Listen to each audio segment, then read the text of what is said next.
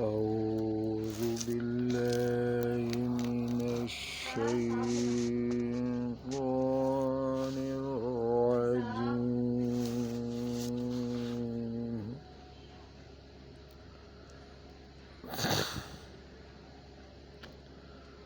بسم الله الرحمن الرحيم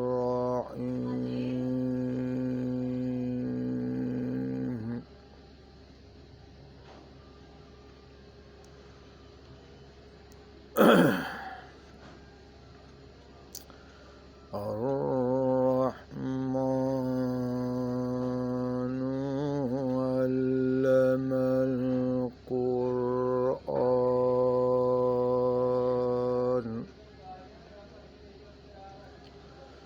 خلق الإنسان علمه البيان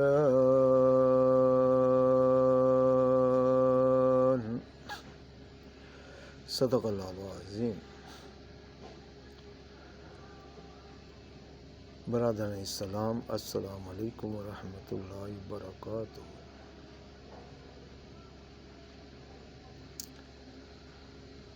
کل پاکستان کو میرا سلام پہنچے۔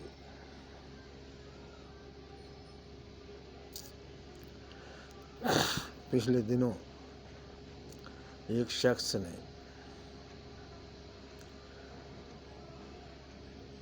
ایک ذالک الکتاب کو جلا دیا، لیکن ہمارے علماء کرام کہہ رہے ہیں کہ اس نے قرآن کو جلایا ہے۔ بہت عام اور سوچنے والی بات ہے۔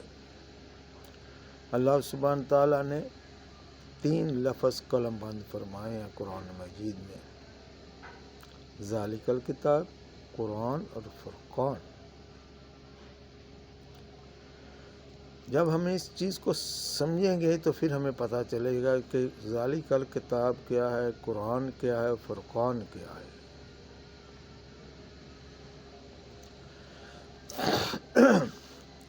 جو قرآن مجید ہے اصل میں یہ اللہ کے حکامات ہیں، اور اللہ کے حکامات کن لوگوں پر لاگو ہوتے ہیں؟ جو ایمان لے آتے ہیں اللہ اس کے رسول پر۔ جو ایمان نہیں لاتے ان کے لیے یہ ذالک الکتاب ہے۔ پھر ایمان والوں کو اور علم دینے کے لیے اللہ نے اس میں لفظ کا اضافہ فرمایا فرقان، یعنی ایمان والوں کو یہ ہدایت فرمائی ہے تم دیکھو کہ حق کیا ہے اور باطل کیا ہے۔ یعنی قرآن کو سمجھنے کے لیے ہمیں فرقان کی ضرورت ہے، اور فرقان کا مرکز میرے نبی کریم رؤوف الرحیم ما ارسلنا الا رحمۃ للعالمین محمد رسول اللہ صلی اللہ علیہ وآلہ وسلم ہے، اور ان کی حدیث سے مبارکہ ہے۔ میرے نبی کریم صلی اللہ علیہ وآلہ وسلم نے جتنے بھی حدیثیں بیان کی ہیں ان کا تعلق سب قرآن سے ہے۔ میرے محمد صلی اللہ علیہ وسلم نے قرآن سے باہر کوئی کلمات نہیں کہے۔ برادران السلام، لیکن ہم کس طرح یہ کہہ سکتے ہیں، کس طرح ہم یہ کہہ رہے ہیں کہ اس نے قرآن کو جلا دیا ہے؟ نہیں، ذالک الکتاب، اس نے کتاب کو جلایا ہے۔ قرآن تو وہ ہے جس کو اللہ نے لوح محفوظ میں محفوظ کر رکھا ہے، اور جس کی ذمہ داری اللہ نے اپنے ذمہ لی ہے۔ اگر اس شخص نے قرآن کو جلایا ہوتا تو میرا رب اس دھرتی کو تباہ اور برباد کر دیتا۔ لیکن یہ سوچنے والی بات ہے، اس ذالک الکتاب کو جلایا کس علاقے میں، اور اللہ کا عذاب کن لوگوں پر نازل ہوا؟ شام اور ترکی کے اندر کہ جزلہ آیا گیا۔ یہ بھی ایک نقطہ نظر ہے جس کو سمجھنا چاہیے۔ اس لیے کہ ہمارے دین کے اندر بھی بہت سے لوگ ایسے ہیں جو دنیا کے اندر دین اسلام کے اندر فتنہ پرستی پیدا کرتے ہیں، جو لوگوں کو ایک دوسرے کے خلاف کر دیتے ہیں، ایک دوسرے کے درمیان میں نفرتیں پیدا کر دیتے ہیں، اور اللہ نے ان لوگوں کو منافقون، فاسقون، کاذبون کے لفظ سے پکارا ہے۔ دین تو اتحاد مسلمین کا نام ہے، دین تو سب مسلمان کو، ایک مسلمان دوسرے مسلمان کی جان ہے، اور ایک مسلمان کو دوسرے مسلمان پر اپنا مال اور ہر چیز قربان کرنے کا بھی حکم ہے۔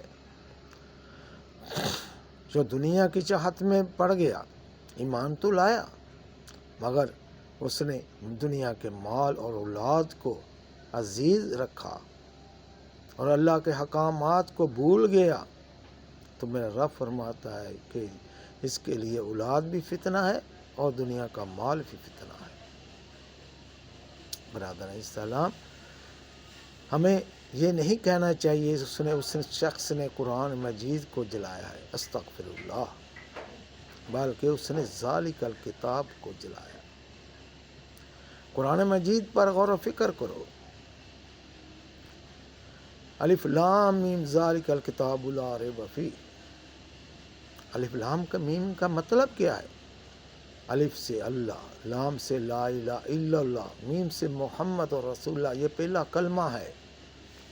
جب انسان کلمہ پڑھ کے اس کتاب کو پڑھے گا تو اس کے لیے یہ کتاب پھر قرآن بن جاتا ہے، یعنی کہ حکامات۔ قرآن کا مطلب کیا؟ اللہ کے حکامات، جس کی ہم نے پیروی کرنی ہے۔ اور جس شخص کو پتہ ہی نہیں ہے یہ قرآن ہے یا ذالک الکتاب، جو اللہ کے حکام پر عمل ہی نہیں کرتا، جو اللہ کو مانتا ہی نہیں ہے، تو اس کے لیے یہ کتاب ذالک الکتاب ہے۔ جیسے حضرت موسیٰ علیہ السلام پر کتاب نازل ہوئی، عیسیٰ علیہ السلام پر کتاب نازل ہوئی، لیکن وہ اب ہمارے لیے ذالک الکتاب ہے، کیونکہ ہمیں ان کے حکامات پر پیروی سے روک دیا گیا ہے۔ تو ہمیں اللہ نے قرآن کی پر عمل کرنے کا حکم دیا ہے، قرآن کے حکامات پر عمل کرنے کا حکم دیا ہے، اور یہ قرآن اللہ نے لوح محفوظ میں محفوظ کر رکھا ہے، اور خدا کی قسم اسے کوئی نقصان نہیں کو بچا سکتا۔ کوئی اس میں کوئی چیزیں بدل بھی دے، لفظ زیر و زبر بدل بھی دے، لفظ بدل دے، لیکن اصل نقصہ تو قرآن اللہ کے پاس ہے۔ یا میدان حشر میں میرا اللہ لے کر آئے گا اس شخص سے سامنے، یہ قرآن ہے جو میں نے نازل کیا تھا، تم کیا کرتے رہے ہو؟ آج ہمیں سوچنا چاہیے، آج ہمارے اندر سوچ پیدا ہونی چاہیے کہ ذالک الکتاب کیا ہے، قرآن کیا ہے، فرقان کیا ہے۔ کیونکہ جو لوگ اللہ کی آیتوں کو نہیں مانتے، اللہ انہیں شدید عذاب میں ڈالے گا۔ اللہ عزیز الانتقام، اللہ ان سے انتقام ضرور لے گا، یہ اللہ کا وعدہ ہے۔ کیا میرے نبی کریم رؤوف الرحیم ما ارسلنا الا رحمۃ للعالمین کے زمانے میں بھی یہودی نصارہ نے قرآن مجید کے متعلق کیا غلط الفاظ استعمال نہیں کیے؟ کیا کافروں نے قرآن مجید کے متعلق غلط الفاظ استعمال نہیں کیے؟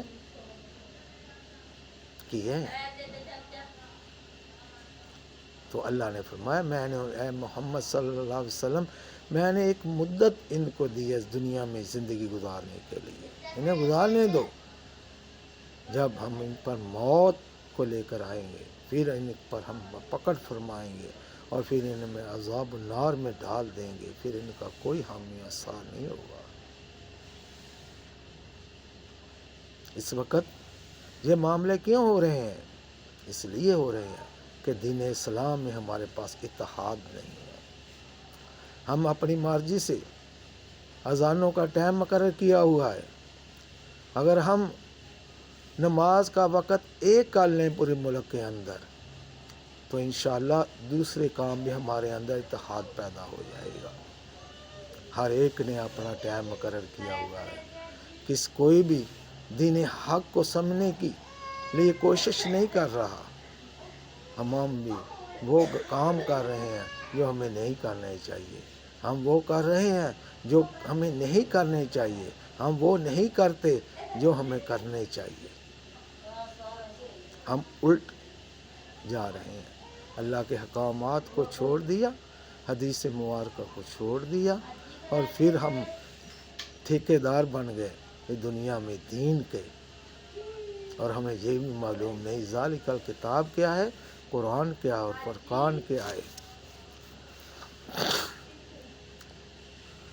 برادران اسلام، سوچنے والی بات یہ ہے، عمل والی بات یہ ہے کہ ہمیں قرآن کو سمجھنا چاہیے، ہمیں بار بار قرآن کو پڑھنا چاہیے، کہ قرآن کا ایک معنی جاننے کے لیے قرآن کا ایک معنی ہم پڑھ لیتے ہیں، لیکن آگے اس کا جو معنی ہے، اس کا پھر آگے معنی ہے، اس کو سمجھنا ضروری ہے۔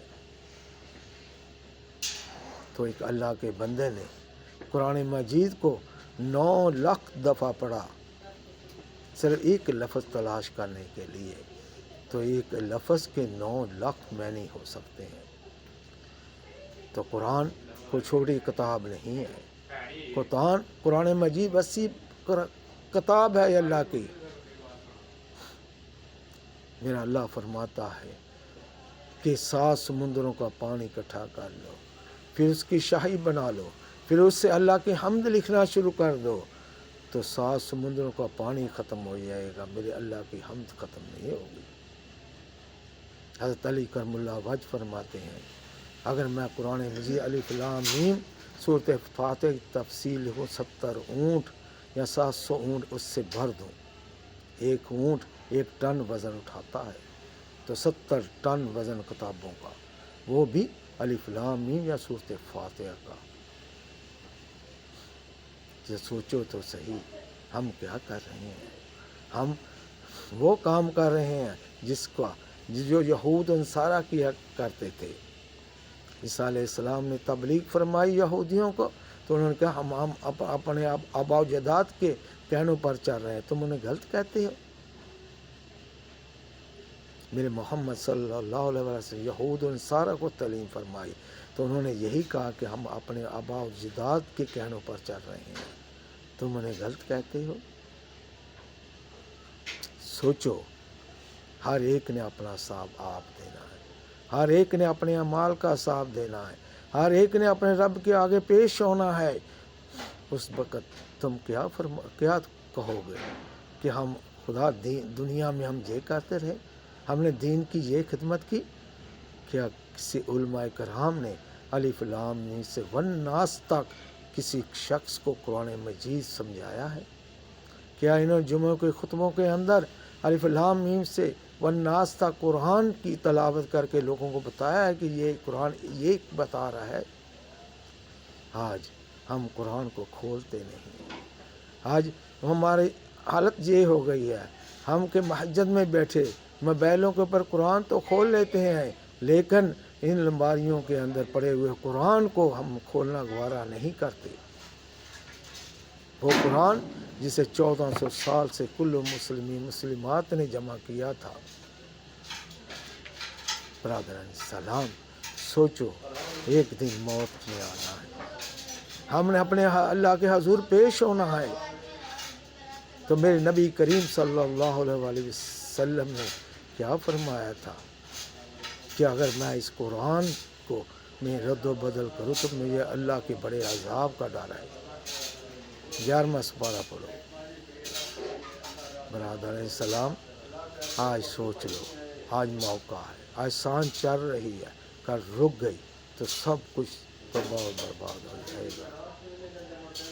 واطیع اللہ واطیع رسول پر عمل کرو، اور اللہ نے مسلمانوں کو صبر کرنے کا حکم دیا ہے، اور اس پر چلو، اور اللہ سے دعائیں مانگتے رہو، اللہ کی عبادت کرتے رہو، اور زیادہ سے زیادہ اللہ کی عبادت کرو اور استغفار کرو اور اللہ سے معافی مانگو۔ بے شک میرا اللہ غفور و رحیم ہے۔